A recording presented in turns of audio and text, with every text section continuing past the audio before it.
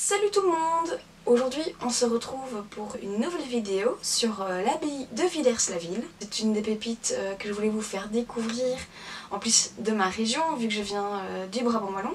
C'est une vidéo que j'attendais depuis très longtemps. Il m'a fallu du temps pour me lancer pour la faire, donc j'espère qu'elle vous plaira. J'espère que je vais vous faire découvrir un site touristique très connu ici en Belgique. J'espère que je vous donnerai par la même occasion l'envie de découvrir ce site. Allez, je vous laisse visiter.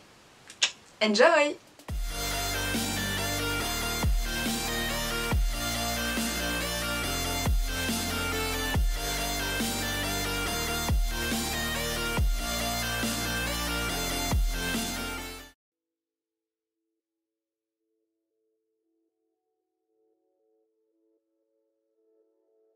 L'abbaye de Villers-la-Ville a été fondée en 1146 et a accueilli des moines de l'ordre cistercien.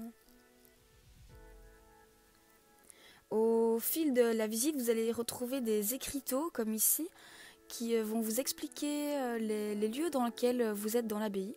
Donc ce qui s'y est passé à l'époque, à quoi servait ce lieu. Et comme on vient de le voir, il y a aussi des jardins au sein de l'abbaye. Au total, il y a 5 jardins à l'abbaye de Villers, c'est une grande particularité, surtout qu'ils ont chacun leur propriété.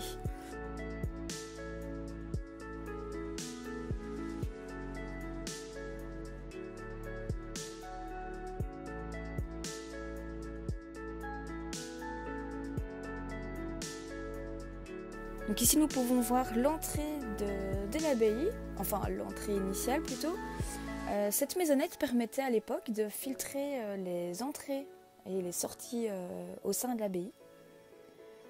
Alors l'abbaye est aujourd'hui utilisée pour de nombreux événements, c'est pourquoi vous allez voir durant la vidéo des photos de Johnny Hallyday, parce qu'il y a une expo qui a lieu ici du 15 novembre 2019 jusqu'au 30 avril 2020, donc pour les fans, si vous voulez vous y rendre. Qui dit abbaye dit lieu de prière. Et cette église gothique, enfin, en tout cas ce qu'il en reste, est je trouve en tout cas très impressionnante. Mais contrairement à ce qu'on pourrait croire, l'abbaye n'était pas uniquement habitée par des moines et des novices. Donc les novices, donc ceux qui veulent entrer dans l'ordre. Donc en plus de ces moines et de ces novices, il y avait aussi des convers. Ce sont des personnes qui suivent, qui respectent quelques règles de vie religieuses, mais qui vont surtout s'occuper des travaux manuels dans l'abbaye. À savoir que, comme je l'ai dit, ce sont des moines cisterciens qui vont habiter l'abbaye de Villers. Et cet ordre religieux se veut être une communauté qui se suffit à elle-même. Donc il n'avait besoin de rien venant de l'extérieur de l'enceinte de l'abbaye. Voici donc Gobert d'Aspremont, un ancien chevalier et moine cistercien qui est décédé ici à l'abbaye. Il était connu pour être très pieux et généreux pour donner l'aumône. Ce qui est génial aussi dans l'abbaye de Villers, c'est qu'il y a plein de petits recoins. On va voir des petits passages un peu partout et franchement je trouve ça génial parce qu'on peut y accéder. C'est assez agréable de pouvoir vagabonder partout dans l'abbaye. À l'Armarium, c'est ce qu'on peut appeler l'ancienne bibliothèque si on veut, et vous voyez qu'il y a toujours les écriteaux pour vous expliquer l'endroit.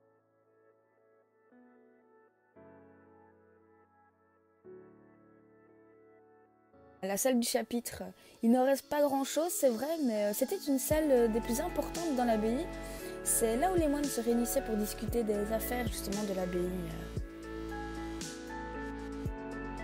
Quand je vous parlais des petits passages aussi, ici on a les escaliers qui mènent au dortoir des moines. Il y a moyen de les monter. Aujourd'hui je ne l'ai pas fait. Pour être honnête avec vous, comme il pleuvait et que du coup les pierres étaient assez humides, c'était un peu casse-gueule.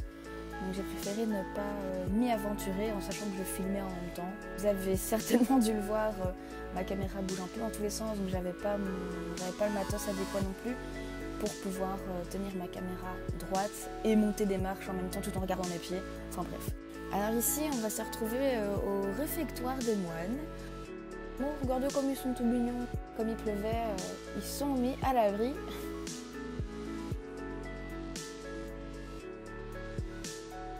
Les moines et les convers ne partageaient pas du tout les mêmes endroits de vie.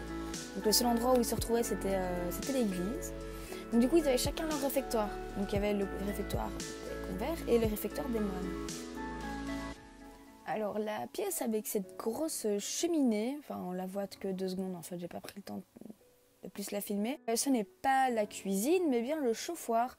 Parce que oui, à l'époque, les moines n'avaient qu'une seule pièce chauffée à l'origine. Par après, ils ont installé des cheminées un peu partout ailleurs, mais de base, les moines cisterciens se doivent de vivre avec le strict minimum et il n'y avait que cette pièce-là qui était chauffée.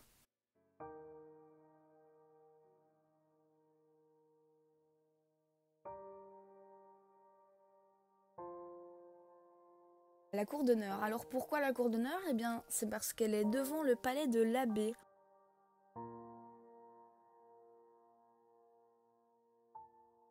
Les moines aussi avaient une sorte de chef, donc l'abbé, qui avait droit de vivre dans ses propres quartiers. Et l'avantage de ce lieu, c'est qu'on a une vue assez large sur les ruines et je trouve qu'elle est magnifique.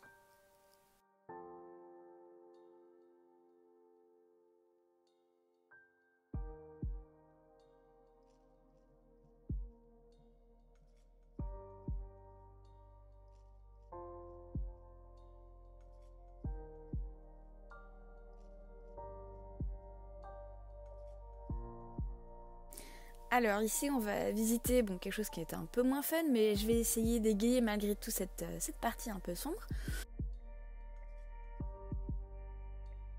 Alors ces prisons ont une particularité, c'est que malgré tout elles sont célèbres, mais célèbres pour les littéraires.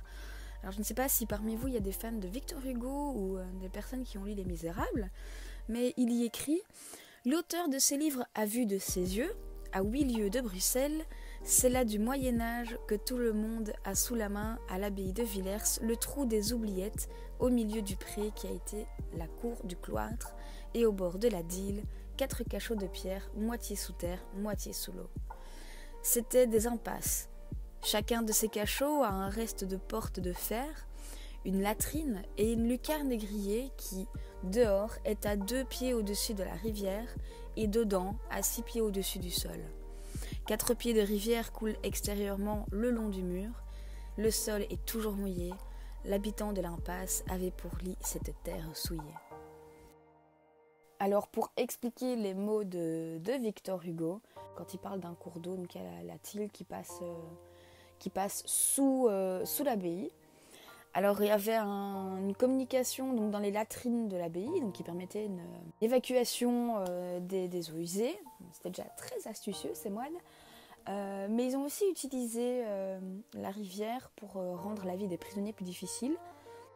C'est pour ça aussi que Victor Hugo s'en est un peu inspiré pour Les Misérables. Puis quand Victor Hugo s'est rendu à plusieurs reprises à l'abbaye de Villers, il faut savoir que l'abbaye était déjà à l'abandon. Donc il ne l'a jamais vu occupée, mais déjà à cette époque-là, les gens trouvaient un intérêt culturel d'aller visiter ces ruines. Et puis surtout, c'était l'époque du romantisme, des ruines comme ça, il y a de quoi faire rêver, c'est un cadre idyllique et très romantique.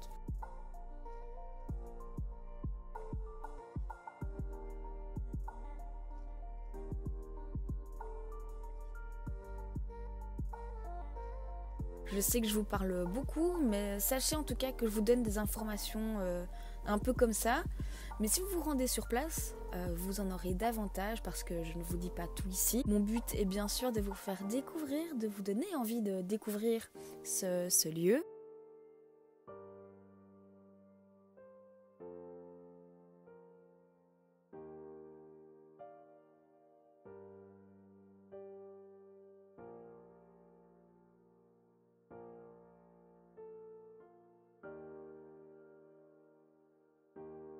Ah ben voilà quelques photos que j'ai prises.